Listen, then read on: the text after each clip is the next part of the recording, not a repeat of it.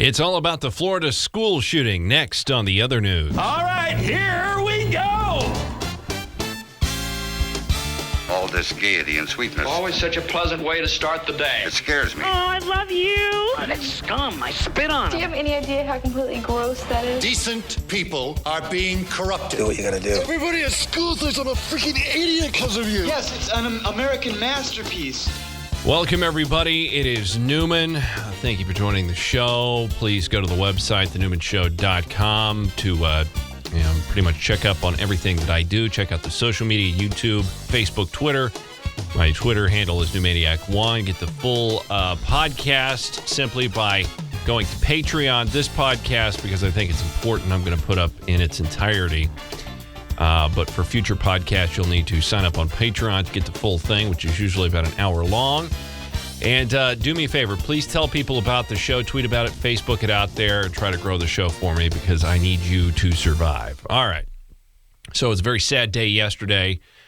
School shooting that happened down in Florida. This is your wonderful assailant. His name is Nicholas DeJesus Cruz, 19 years old. The Broward sheriff there, Scott Israel, confirmed that 17 people have been killed.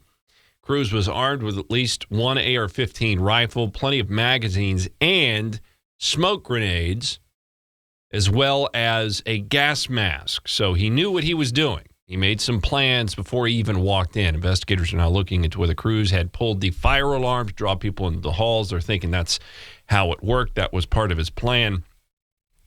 The kid was taken into custody at Parkland Home, not far from the school, about 4 p.m. The shooting was first reported about 2 p.m., and it's now clear that Cruz escaped from the school by blending in with some of the students that were there. So he had a plan on what he was going to do. I don't know what his plan for getting in was. Apparently he had one of those, and it worked.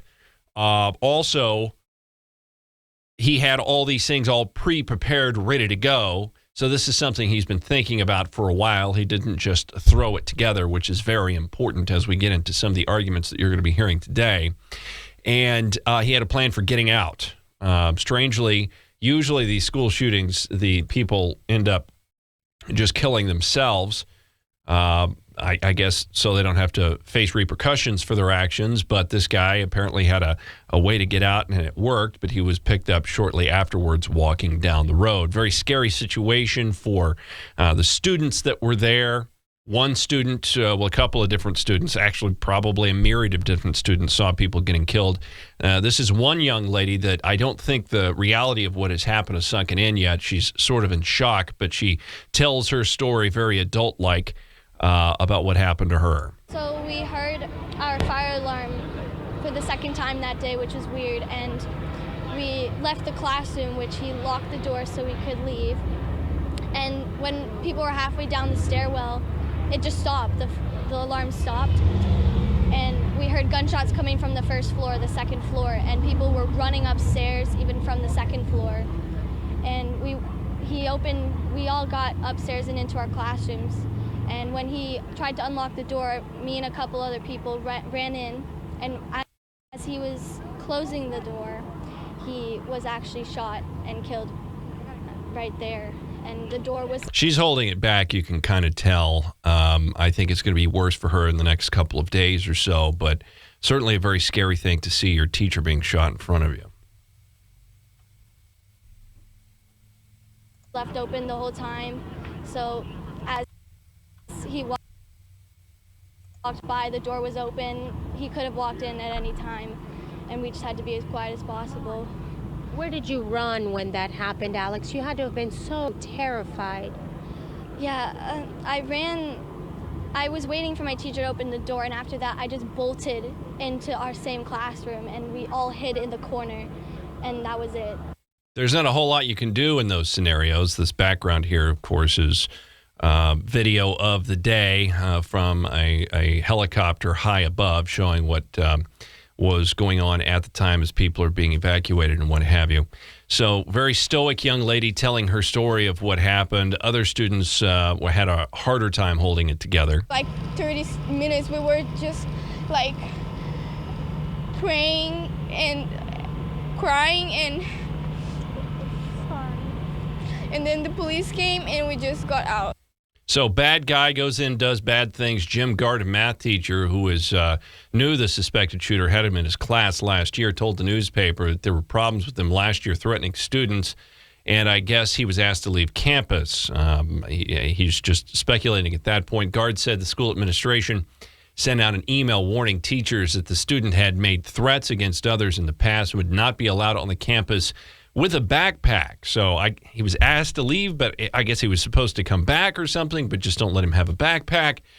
There's a lot of strange little details here that are going to have to be sussed out in the next couple of months. But one thing we do know is none of this was a surprise to people that knew him or people that knew of him, including the students. Honestly, a lot of people were saying that it was going to be him, stuff like that. We threw a lot of kids threw jokes around like that, saying that he was going to be the one to screw up the school. But it turns out, everyone predicted it. That's crazy. Wow, he must have come onto campus then, right? Yeah, he was on the 3rd floor. He knows the school layout. He knows where everyone would be at as of right now. He's been in this fire drills. He's prepared for this stuff. So people realize that this kid has some problems, that he's kind of out there, could be dangerous.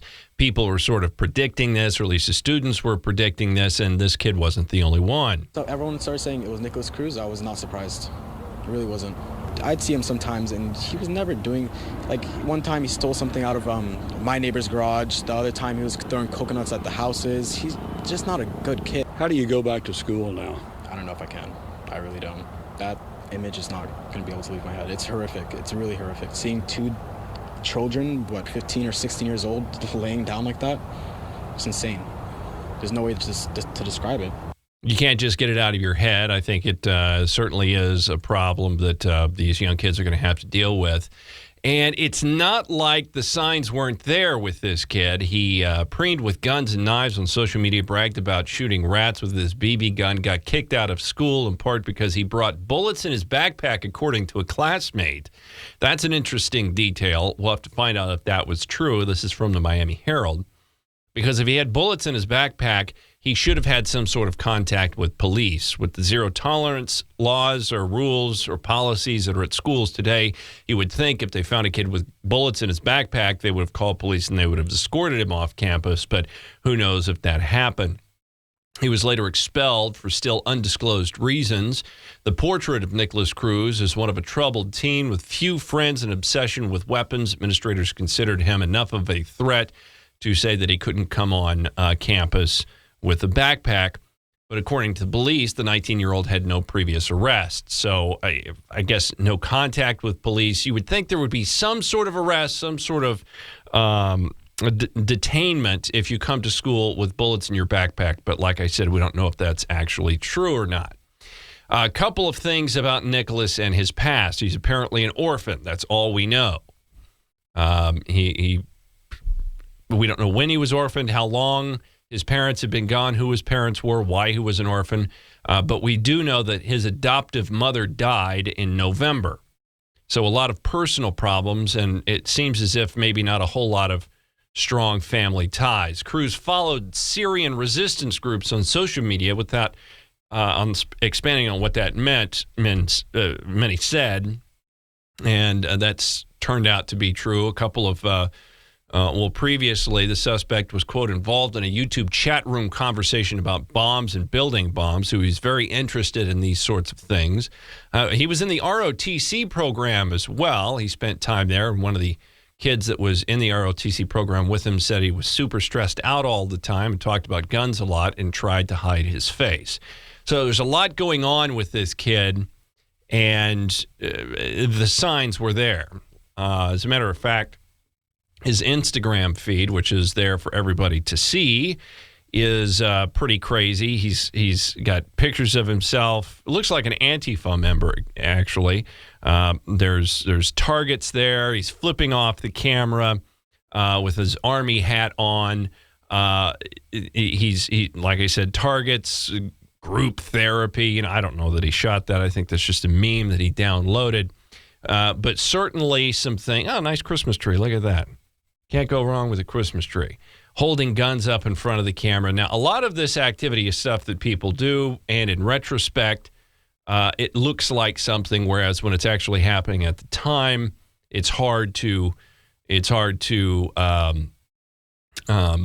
put your finger on it. There's not enough evidence really to do anything. Now, last fall, a Mississippi bail bondsman and a frequent YouTube vlogger noticed an alarming comment on one of his videos. The comment was, quote, "I'm going to be a professional school shooter," and said the user's name was Nicholas Cruz. The 36-year-old Ben Bennett alerted the FBI. He called the FBI, emailing a screenshot of the comment to the Bureau's tips account. Agents with the Bureau in Mississippi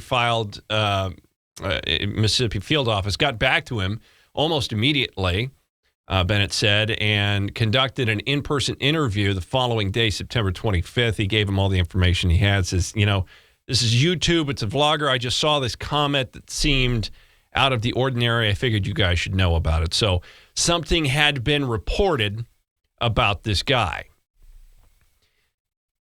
A terrible, terrible situation. Okay, it's what can be said about a mass shooting at a school by a disaffected kid. It's horrible. It's really, really bad. It's shall we say, crazy person. Certainly a person that had a buck up his ass about something, and for a myriad of different reasons, and probably reasons that we probably should have recognized, or at least given the guy a bit more scrutiny, and not just let him fall between the cracks. There is nothing good about this scenario, except for maybe if you're a Democrat. The usual suspects are out there talking gun control, and the bodies aren't even cold yet. This is Democrat Chris Murphy. As we speak, there is a horrific scene playing out. As we speak, as this whole thing is going on, he's on the Senate floor talking about it. Out at a high school in South Florida. Turn on your television right now, you're going to see scenes of children running for their lives. Oh, no. What looks to be the 19th. Of course, in the back of his head, he's going, yeah, great, dead bodies. School shooting in this country, and we have not even hit March. I'm coming to the floor to talk about something else, but let me just note once again for my colleagues that this happens nowhere else other than the United States of America. This epidemic of mass slaughter, this scourge of school shooting after school shooting. Well, that's not actually true, because there is an epidemic of mass slaughter in far-flung parts of the world. Maybe not necessarily to school, but then again, there's not a whole lot of kids that get to go to school in some of these places. And still, it's not the biggest school mass shooting in history. So this is just another tactic to sort of pull on heartstrings and use the still warm bodies of bleeding dead children to further a political motivation. It only happens here not because of coincidence, not because of bad luck, but as a consequence of our inaction. Now, our meaning we override what the people of the United States want. We have to be the leaders that come in and stomp out the rights of the American people, because we can't have this anymore. Understand, when the left out here, and I've said this many times about Donald Trump, and it is very true for this. The left talks about Trump, and they talk about legislators and the Republicans as figureheads for what they really mean, and that's you and me, the American people that they don't rightly approve of, the American people that like guns. There's something wrong with you if you believe that you have the right to defend yourself and that you're an independent, sovereign person with their own agency. They don't like that because they want to be in control, because they're better than you. I want you to remember this point and keep it in your head as we continue. We are responsible for a level of mass atrocity that happens in this country with zero parallel anywhere else. As a parent, it scares me to death that this body doesn't take seriously the safety of my children. And it seems like a lot of parents in South Florida are going to be asking that same question later today. We pray for the families, for the victims. We hope for the best. What about the children that are saved on an annual basis by the righteous use of firearms by homeowners, by parents, by people that have guns and use them for their stated purpose, use them correctly? No one ever really wants to talk about that. I mean, the numbers vary. It's hard to nail down what the numbers are going to be. But on average, what is it, 3 million times a year guns in the United States are used righteously to protect oneself, one's family, one's friends, one's property? 3 million times. That's a huge deal. And because of incidents like this senator wants to take away your right to defend yourself and your family. I think there's a lot of parents out there that would be scared to death of you versus scared to death of something that's going to happen in school. And with that said, the same arguments get made over and over and over again. The left simply wants to take away all the guns. Now, they don't like to admit that because it's not politically popular. Even amongst many Democrats, it's not politically popular. They recognize that it would be a huge problem to take away the guns from everybody. It's part of our culture. There's a lot of guns out there. It would take a tremendous amount of violence to remove guns from people's hands. But they want to do it anyway. And they don't care about you and your family. If you use a gun to protect your family, to protect yourself, then you are a bad person because you didn't acquiesce your agency to the government. There's even more people that upon hearing the breaking news break down into tears. Phil Mudd, you're hearing these accounts. What's going through your mind as someone who used to work at the FBI? You think it's antiseptic. It's not. I talked to a terrorist who almost died because he wanted to blow up a weapon, a car bomb. And he was sent to blow up that car bomb by ISIS and Al-Qaeda. And they didn't tell him he was going to go blow up the car bomb. When he detonated, the car caught fire. It didn't blow up. And I talked to him after he lost a lot of his skins, his hands, his feet. I have 10 nieces and nephews. We're talking about bump stocks. We're talking about legislation. A child of God is dead. Cannot we acknowledge in this country that we cannot accept this? I can't do it, Wolf. I'm sorry. We can't do it. Yeah. We can't accept it. What does that mean? What can be done about it exactly? How are you going to stop it? I mean, that's really the question. And I understand that people are emotional, and I'm sorry, emotional people don't get to make decisions because those decisions are not made rationally.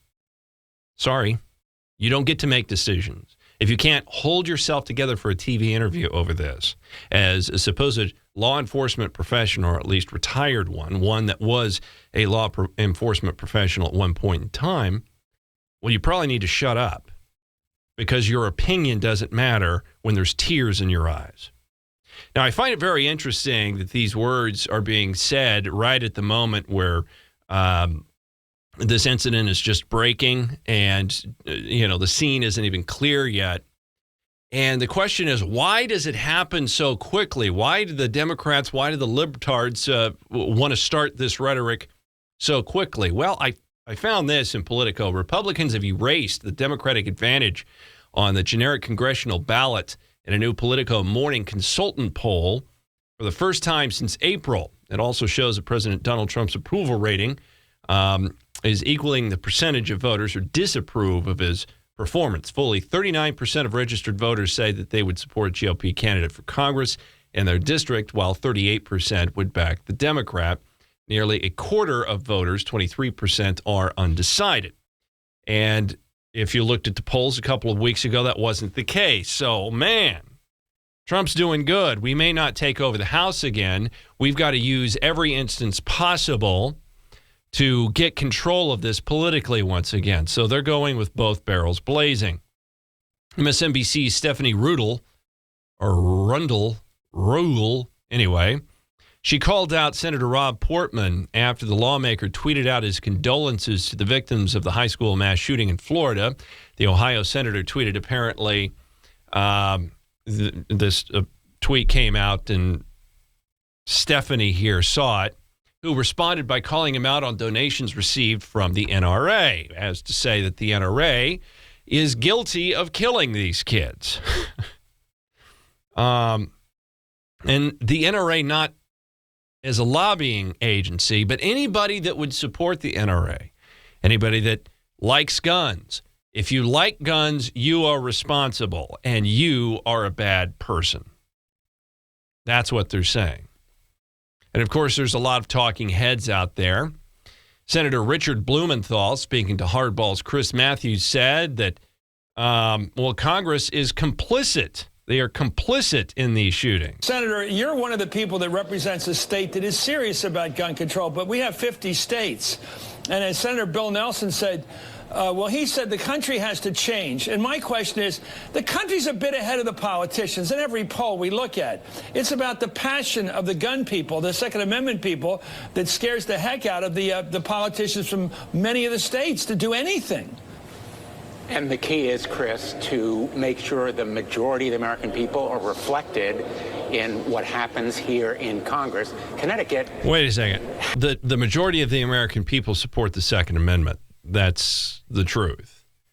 And certainly people that have been touched by violence feel that way. And why don't we talk about these gun laws and regulations that have gotten people killed? Specifically, I believe it's out of New Jersey. It was a story of a young lady who was estranged from her. It was a husband or boyfriend, very scared of him, had restraining orders which do nothing.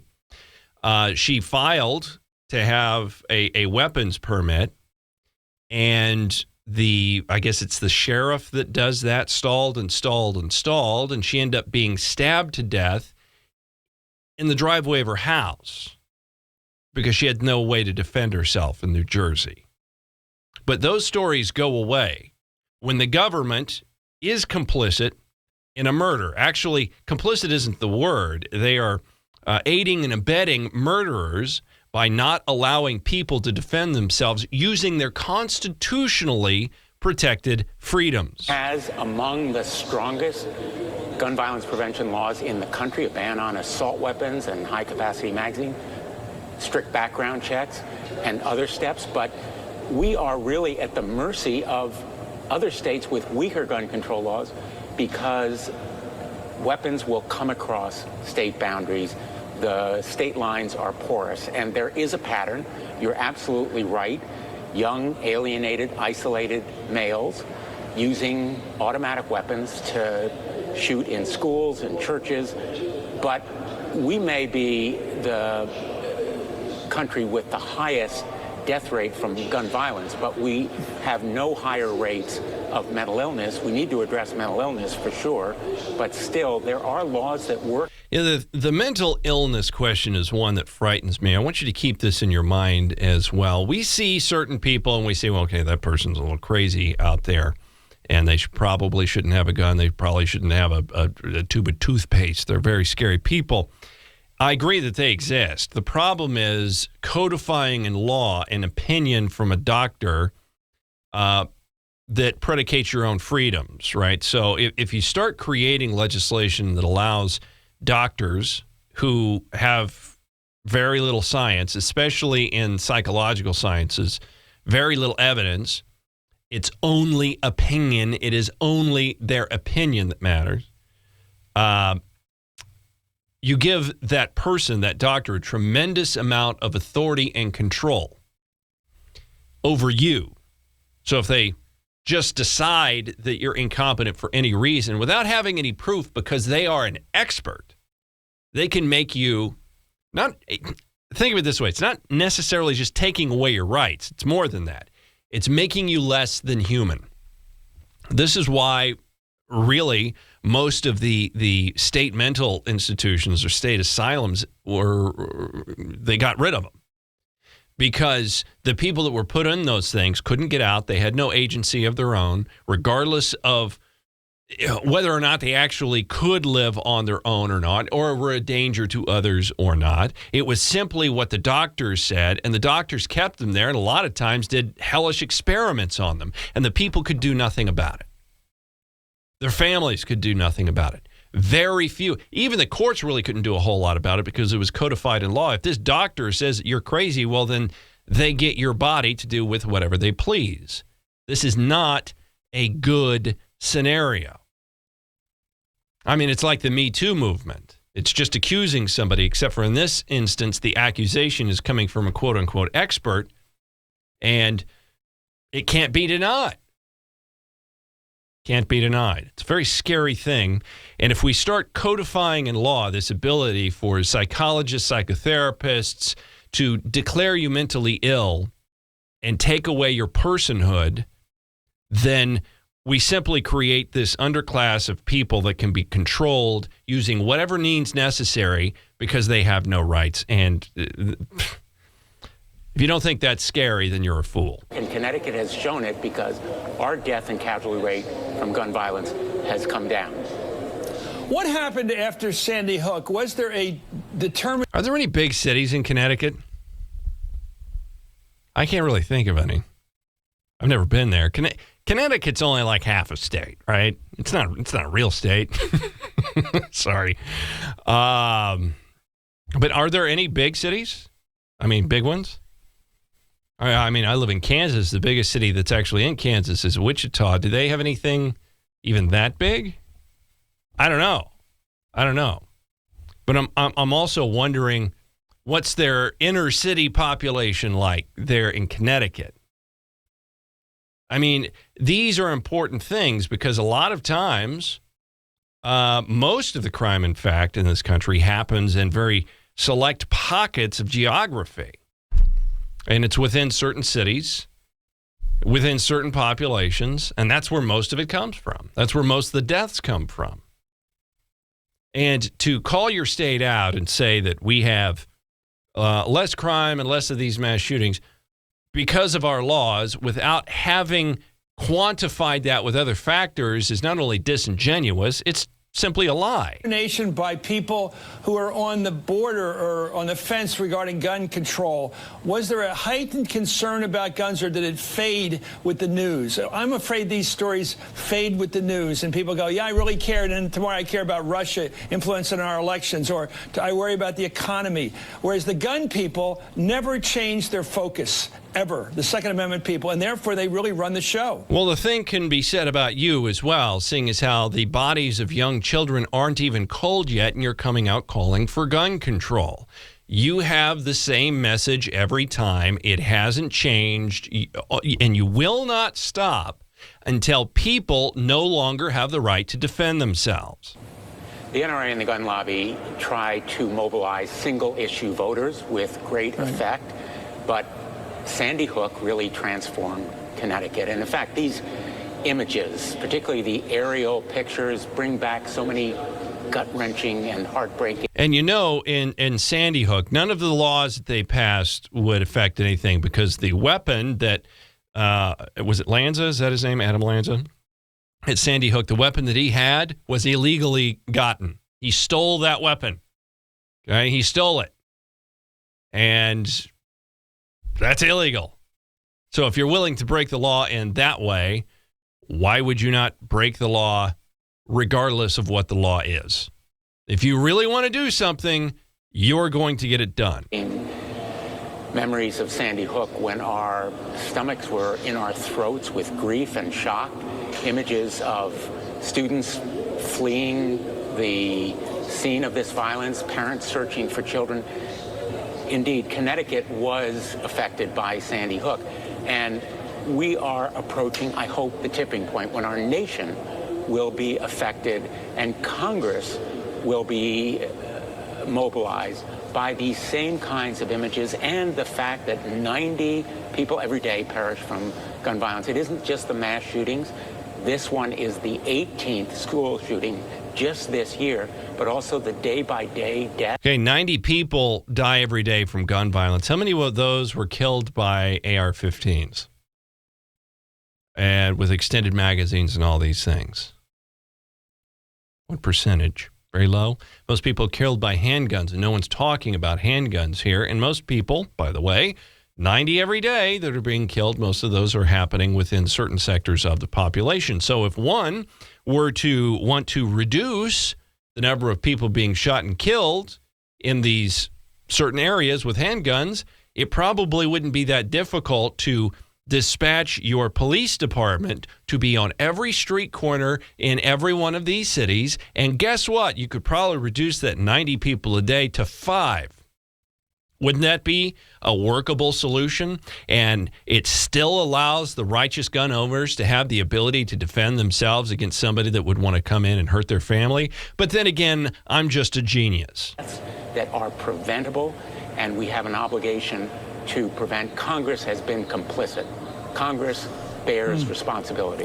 Well, what does it happen when you... Well, that's all I want to hear about him. Look, and he's not the only one. I mean, this is continuing.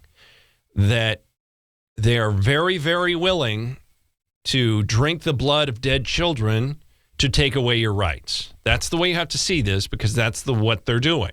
Debbie Wasserman Schultz is another one. Of course, she's a representative from Florida. She lives not too far from this place. She starts the interview by talking about, I'm not a congressperson right now. I'm a mom.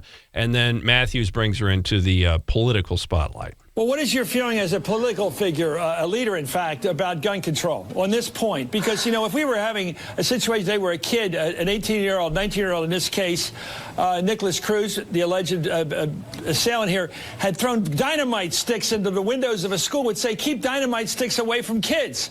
Okay, well, kids can't get dynamite sticks, according to the law. It's very, very difficult to do that, number one. Number two, if he had thrown dynamite sticks through the window, we probably wouldn't even be talking about it anymore, because it wouldn't further your political aspirations. And this is important. I want you to understand this as we're discussing, with all this righteous indignation coming from the left, why aren't we doing anything? Why haven't we changed anything? The people on the left here are recognized terrorists. Chris Matthews, Debbie Wasserman Schultz, Blumenthal, they're terrorists.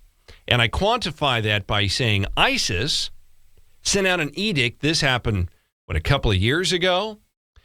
ISIS sent out an edict for their followers who are trying to commit acts of terrorism in the United States to what? Stop using guns. Whatever you do, if you want to kill Americans, fantastic, but don't use a gun. Use some other means.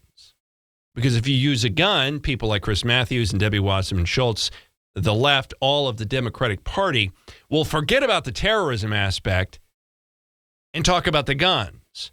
So they use the dead bodies for their own purposes, for their own political purposes. Terrorism, in and of itself, the murders and the deaths and the blood and the bodies don't really matter.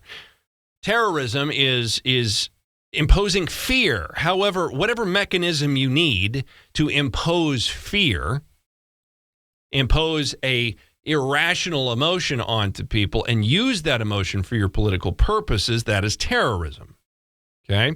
And that's exactly what the left is doing here. So as you continue to hear this stuff, understand that these are acts of political terrorism. Against some people that shouldn't have them. But when it comes to guns, it's their sacred right to have a gun that is stopping us from doing anything about this. And you know, it's our sacred right to defend ourselves. And guns are the most readily available and best way for one to defend themselves against attackers. You see, even a 90-year-old frail woman can defend herself well against a young, virile, 240-pound man that wants to kill her or rape her or God knows what else. She can defend herself if she's got a firearm in her hand. That would be her only chance. So it's not about a righteous belief in the ownership of guns. It's a righteous belief in one's own personhood and agency to control their life. We're going to go through this again in a couple months. It'll be some other school. We'll act shocked, which we will. We'll talk about prayer, which we should. But in the end, we'll know why it happened, because it's possible in this country, in fact, plausible, that it will happen fairly regularly. No, you're damn right, Chris. And it's absolutely not too soon to yet again say that something has to be done about. Strike while the iron is hot, you see. We wouldn't want the message to be muddled. We've got to use the blood while it's still warm. You know, these little children, the blood is still steaming off of the ground. So that's the perfect time to start using it for our own political purposes. Access to guns in this country.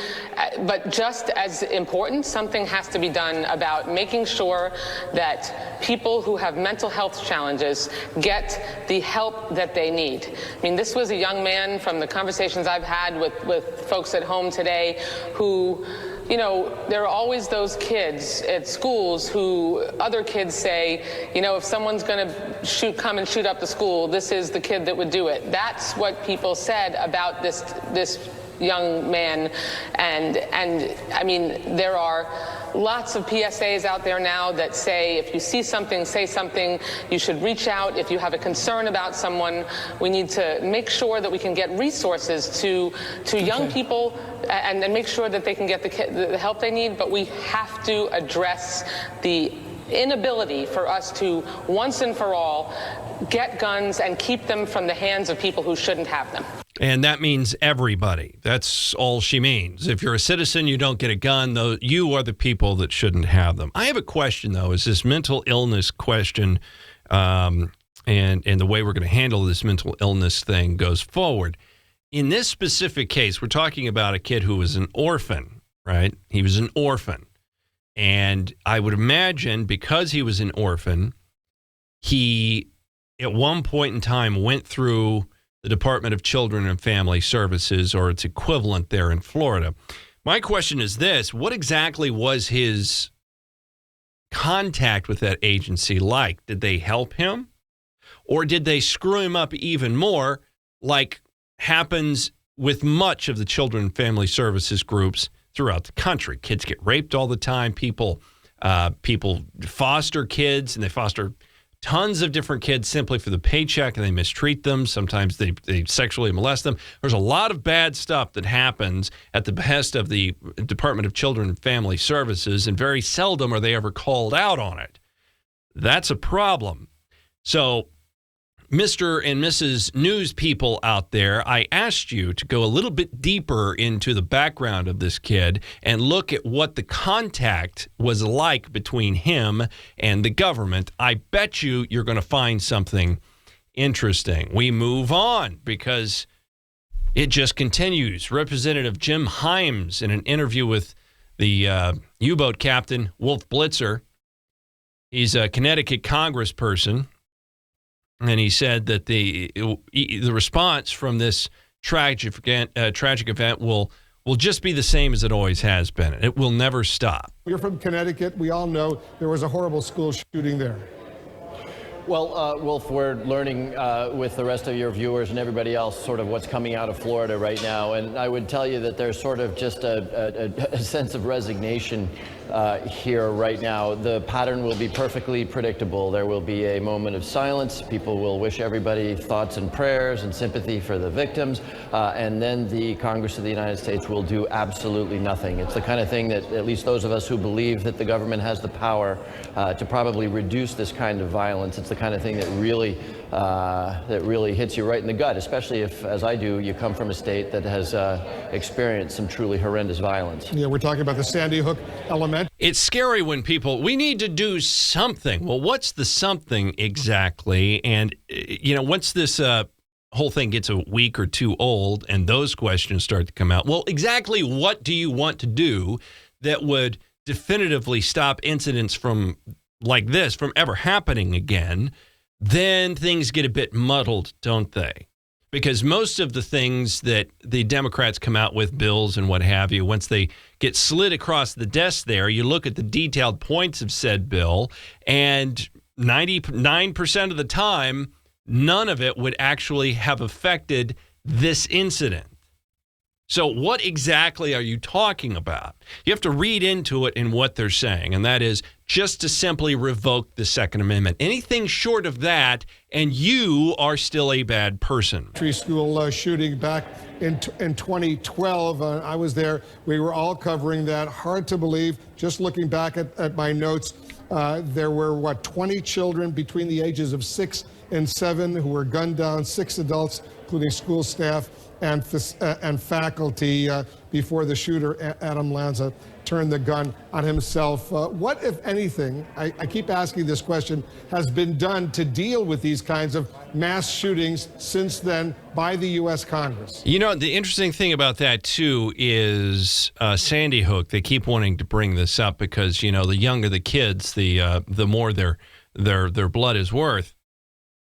At Sandy Hook, there was plenty of security there. All the newest stuff. There was cameras, there was electrically locked doors, there was all these different things. All these very expensive ways to secure a building that all failed. Guy shot out the window and walked right in. That's what happens in real life, right? If you can't circumvent security, you go right through it. So things had been done to secure the lives of the children there at Sandy Hook. Many schools and school districts around the country have increased different electronic surveillance and security measures and locked doors, and you got to go to the office. And there were security measures like that in this school in Florida. In fact, there was one officer there, one, mind you, for more than 3,000 students. That officer was armed. There was one for more than 3,000 students, and none of it was good enough. None of it was good enough. Because that person, that one officer who could have made a difference was simply circumvented because there was one for this enormous school.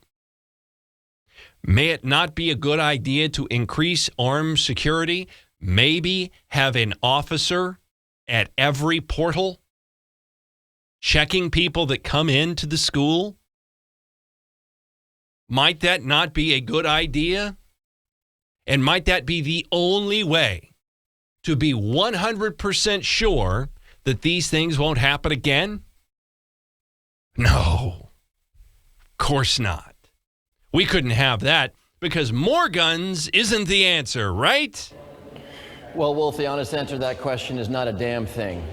This institution is not going to move. Think about it, as you said, 20 dead babies in Connecticut wasn't enough to dead babies move the heart of this place. We all learned about move your heart, think with your heart, not your head. Dead babies. That's something called a bump stock after the Las Vegas shooting. Oh, a bump stock. Oh, that sounds evil. Dead babies. This institution, the United States Congress, couldn't even muster the strength or the political will to pass a law against bump stock, something that serves no purpose other than to turn a semi-automatic weapon into an automatic weapon of death, as we saw exhibited in Las Vegas. This place is in the thrall of the NRA. It's in the thrall of the idea. It's a very confusing. It's in the thrall of the American people who absolutely refuse to give up their constitutionally protected right to defend themselves. Thing. Is it bump stocks? Is it mental health? Is it universal background checks? The opponents of actually doing the things that we could do, that every other country has done to reduce gun violence, rely on how challenging it is and how easy it is to distract people at times like this to avoid doing something that in my opinion, any person with a heart, any person with a soul would say that this institution should do to try to prevent what happened today, what will certainly happen tomorrow, and what we will continue to live with until we finally decide to do something about it. So if you still believe in your God-given constitutional rights to defend yourself in the Second Amendment, then you have no heart and you have no soul. Okay?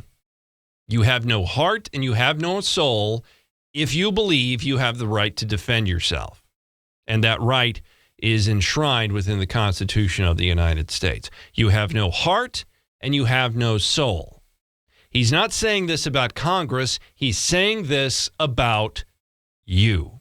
You sitting at home, watching this on YouTube or listening to me on SoundCloud, you have no soul. You have no heart.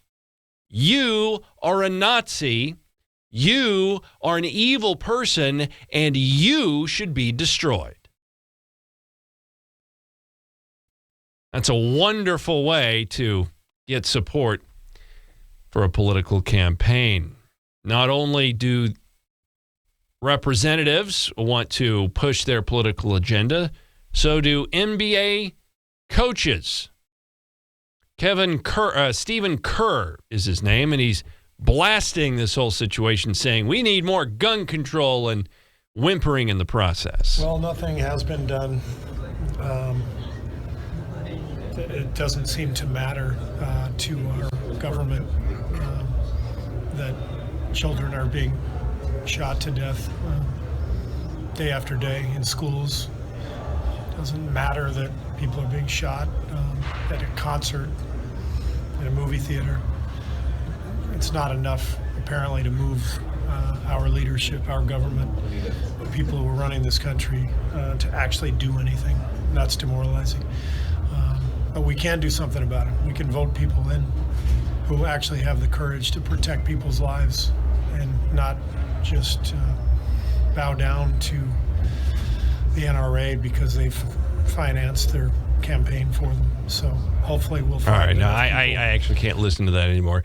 We need to vote in people that have the courage to protect people's lives. It takes courage in the face of these things to maintain the rights of the American people. It's very easy for you to walk in and gain political points in the short term by stripping away rights that were given to us long ago and saying this will fix the problem, in turn creating more problems. That's easy. That's not courageous.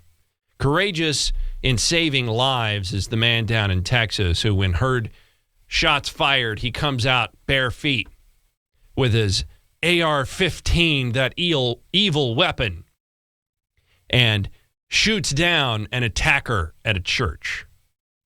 He didn't have to do that. He was putting his life in danger in doing so. But he did it. That's courageous. Running into fire is courageous. Taking away people's rights is not only cowardly, it's evil. And you, sir, are evil as well. Tom Verney was on CNN, New York police detective, or former New York police detective.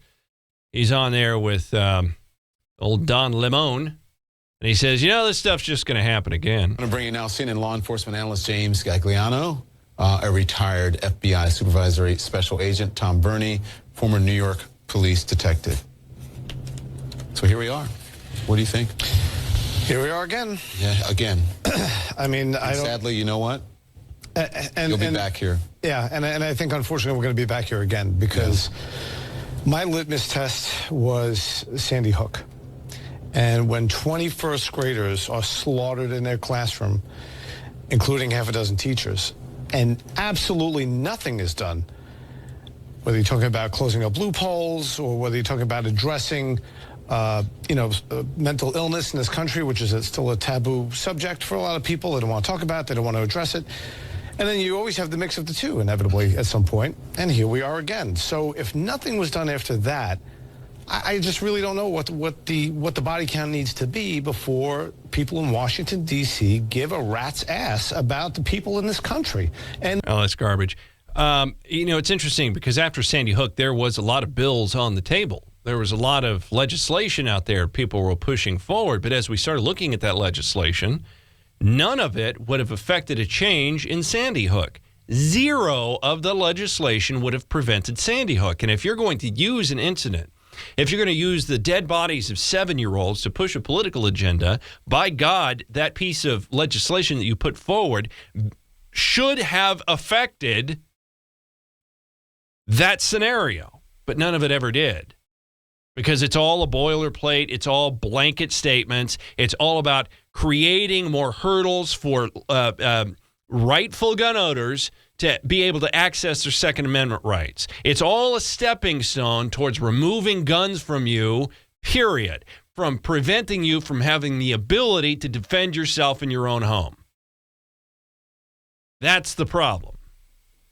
It's not only disingenuous to keep this stuff up as evil, and the most evil of them all, a wolf in sheep's clothing, Don Lemon. This is a sickness that has infected the country. Unchecked and unfettered gun violence. Today, 17 lives are over. 17 families are torn apart. Parents who sent their kids to school this... 3,000 people die every day in a car. In a car. I mean, that's a huge number. Millions of people a year dead in cars. Guns could only wish they were that effective in killing people. Terrorists, if you really want to be a terrorist, start a car company. There you go. You can make a little money on the side while killing Americans.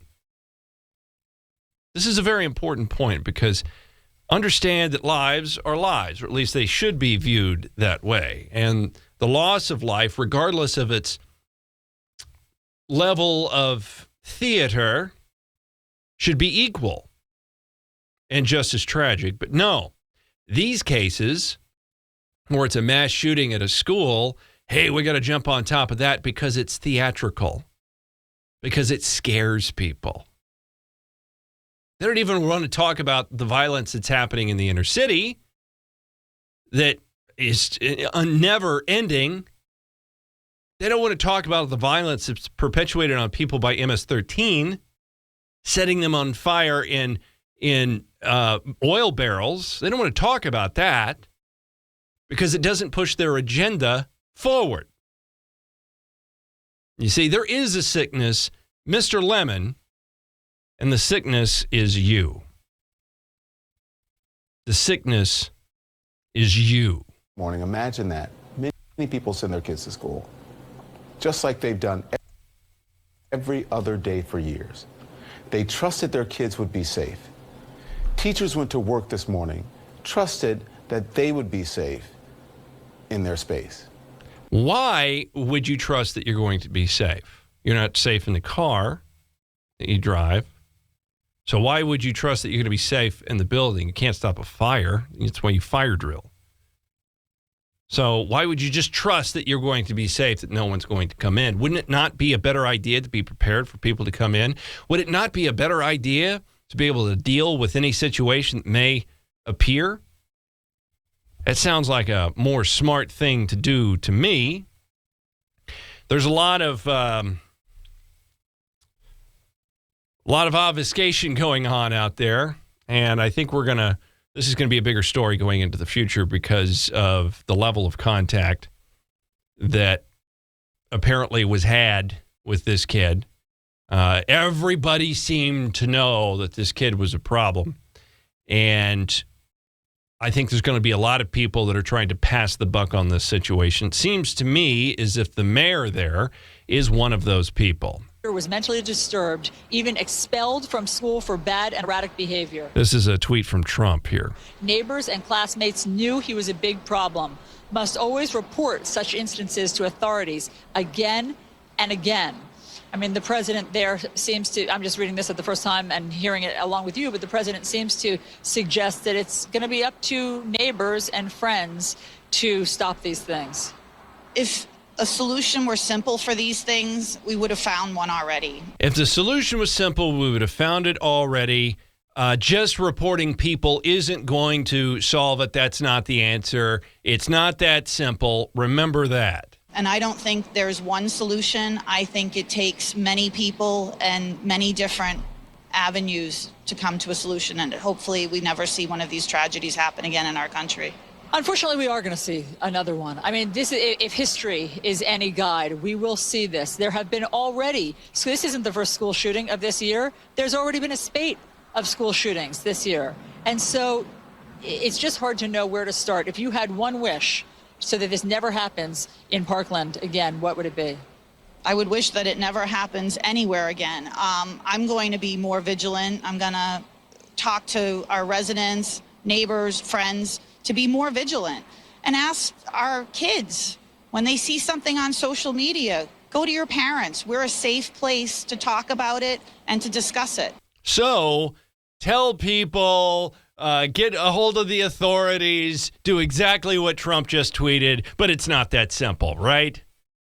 Yeah, there's a lot of people going to be passing the buck on blame here because I think there's a lot of blame to go around. And the blame is right on government, right? The blame is on government. Government did this because government comes in and says, you give up your rights and for that we'll protect you. No, they won't. They are not going to protect you. They cannot protect you. And by the way, protecting you is not necessarily in their best interests. Sorry to be the one to have to tell you these things, but it happens to be the truth. And of course, MSNBC, is it Brian Williams? Is he on MSNBC? Is interviewing a couple of kids. They're brothers. One was at the school. He was a freshman. The other one is his older brother. Believe he's a senior. And of course, Brian's trying to push these kids into saying, we need more gun control, but it sort of backfires. How, if you were a lawmaker, an adult in a decision-making position, how would you stop, do you think, the kind of thing that happened today? A kid who'd been thrown out comes back with a weapon and takes out whatever grievance he's been walking around with in his head. Gun-wise, I don't think there's any way to prevent it. You outlaw guns, just creates higher demand for it. I think it has to do with mental health, though. If he's been expelled 3 different times from 3 different schools, I think he should be helped out. Yeah, everybody knew this guy was a bad guy. No one was really paying attention to it. All right. So the accusation is this: nothing has been done since Sandy Hook. When are we going to do something? Okay. Let's do something. Let's do something that will definitively reduce or eliminate all of these instances. Let's do something. Does that something include stripping people from their Second Amendment rights? No. How about we do some real things? Here's one idea for you. Activate the National Guard. Activate the National Guard. Make them put on a polo instead of fatigues and have them stand armed at every door to every school. We pay taxes to support the National Guard. We have the biggest military in the world. We're spending hundreds of billions of dollars a year on this military. It may as well work for us. And there's probably a very good chance that some moms and dads that are in the National Guard might have kids in these damn schools and wouldn't mind spending some time, an 8-hour shift standing guard to make sure their kids are safe. Doesn't sound like a bad idea. Or maybe, how about this one? Or maybe this is an instance that has been pushed back against by every leftist out there. You couldn't possibly do this, even though it's the only rational course of action in a live fire scenario. You have to be able to shoot back. From the very beginning of the show, the young lady that saw her teacher killed in front of her. He was trying to rush people back into this room. They'd walked out, and they was trying to get him back in there and close the door. And before he could get the door closed, he was shot. What if the teacher was armed? What if that teacher heard bang, bang, bang, had the time to look, which he did, by the way, because he was rushing kids through the door. Instead of doing that, had he pulled his firearm, pointed at the assailant, and pulled the damn trigger? What if that happened? Would it have saved everybody? I don't know. Probably not. But it would have saved his life and probably many others. There you go. There's something. That's something. Not only allow teachers to have firearms, require it. And require teachers to train with police officers a certain number of hours every month as a prerequisite to being a teacher. You have to do this. If you're going to be a public school teacher, you have to show your ability to defend, not just your willingness. A lot of these teachers are heroes. We had the football coach that's diving in front of kids, doing their very best. In Sandy Hook, you had teachers, women that were grabbing these children and holding them. And that's wonderful. That's very courageous. I want that person, instead of turning their back and holding children, I want that person standing square, face to face with a .45 caliber, looking at the bad guy. Because that's something that will make a difference. How, if you were... All right, that is it for the show, my friends. We'll wrap things up. It's about an hour's worth. Please go to the website, michaelnewmanproductions.com. There you can get all the information about me and what the show is. You can check out the social media and do all that cool jazz as well. YouTube, Facebook, Twitter is Newmaniac1. Please support the show on Patreon. I really am running out of money. I'm not really sure how we're going to pay bills next month. So as much help as you could give me, that would be fantastic. And please do me a favor. If you can't support the show monetarily, at least tell people about it. Tweet it out. Tell people to check it out. Facebook it out. That would help me out a whole lot. It's thenewmanshow.com. Have a great evening.